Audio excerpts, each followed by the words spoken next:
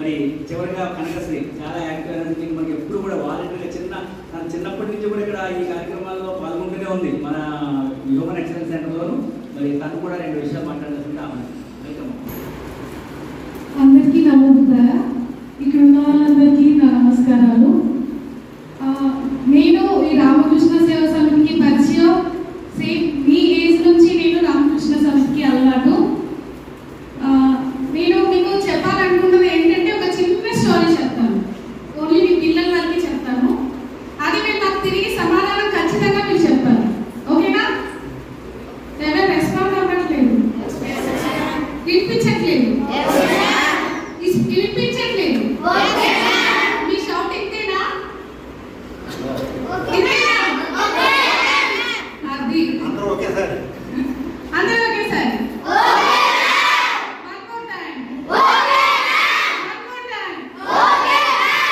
మీరందరూ ఖచ్చితంగా ఇంట్లో ఇంతే నోరు పెట్టుకుని అరుస్తూ ఉంటారు, ఆ విషయం నాకు తెలుసు, అవును కదా?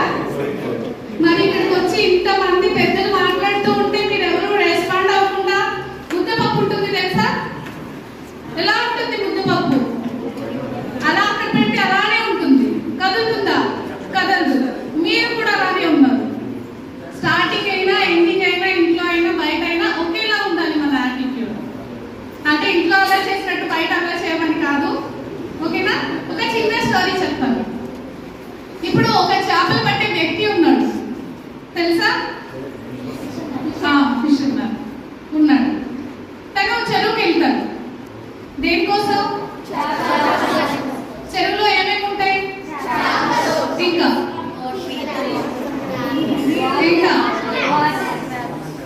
ఇప్పుడు చేపల చెరువు మాత్రం దగ్గరికి వెళ్దాం, ఓకేనా?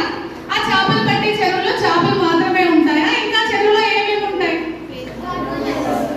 వాటర్ ఉంటుంది, ఇంకా స్క్రాచ్ ఉంటాయి, ఇంకా రాళ్ళు ఉంటాయి, ఇంకా నాచు ఉంటుంది, ఇంకా చాలా ఉంటాయి, అవునా? అవన్నీ మీ అందరికీ తెలుసు కదా? తెలుసా తెలీదా?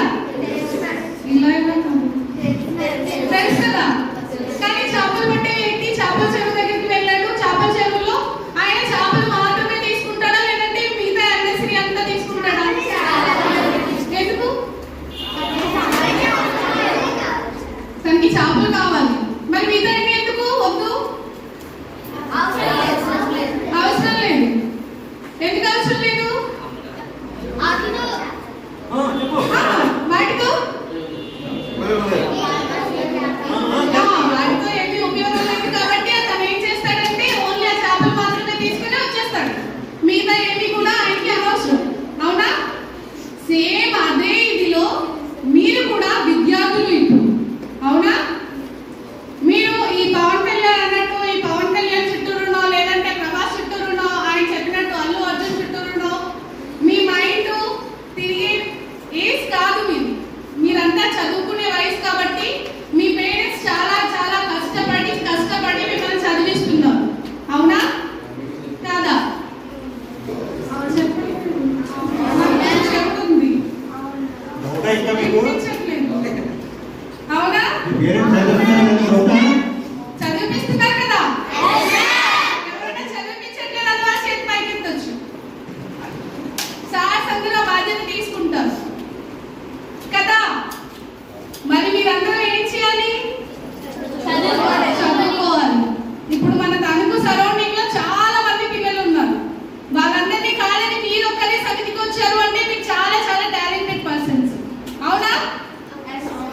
అవును కదా?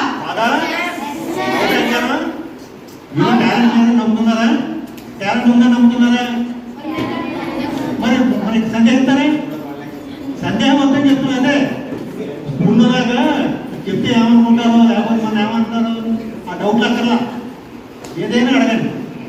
మీకున్న డౌట్లు ఇది పనికొచ్చి ఎంతగా పనిమని కాదు.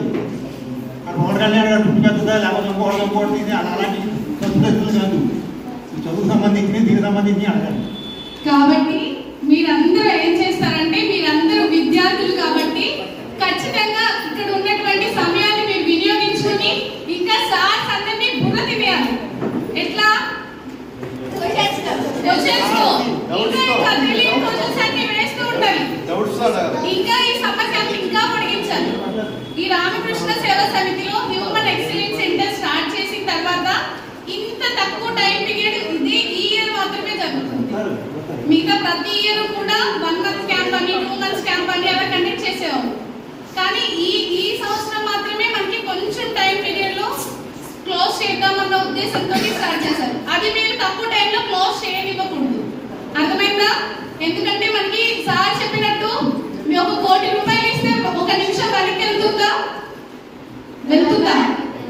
తీసుకెళ్ళగలరా? నేను గట్టిగా అరుస్తున్నాను, మీరు అసలు రెస్పాండ్ వెళ్ళదు కదా. కాబట్టి ప్రతి నిమిషం కూడా మనకి చాలా చాలా ఇంపార్టెంట్. అర్థమవుతుందా? మీరు ఇంట్లో కూడా మీ పేరెంట్స్ తోటి, మీ తాతయ్యలతోటి, మీ అమ్మమ్మ గారితో, మీ నాన్నమ్మ గారితో వీళ్ళందరితోనూ టైం స్పెండ్ చేయడానికి ట్రై చేయండి తప్ప టీవీలతోనో లేదంటే బయట ఆడుకోవడము, ఎండలో తిరగడము అలాంటి యాక్టివిటీస్ మాత్రం చెయ్యొద్దు. ఓకేనా? బాగా నేర్చుకుంటారా? ఇక్కడున్న సార్స్ టీచర్స్ కూడా చాలా చాలా ఎక్స్పీరియన్స్డ్ పర్సన్స్. కాబట్టి మీరందరూ కూడా ఆ టైంని వినియోగించుకోండి. అర్థమైందా? మళ్ళీ మనం కొన్ని సంవత్సరాలు పోయిన తర్వాత అయ్యో ఆ టైంలో మనం ఇది ఎందుకు చేయలేదు, ఆ టైంలో చేసి ఉండాల్సింది అన్న ఫీల్ మీ ఎవరికి కూడా కలగకూడదు. ఓకేనా?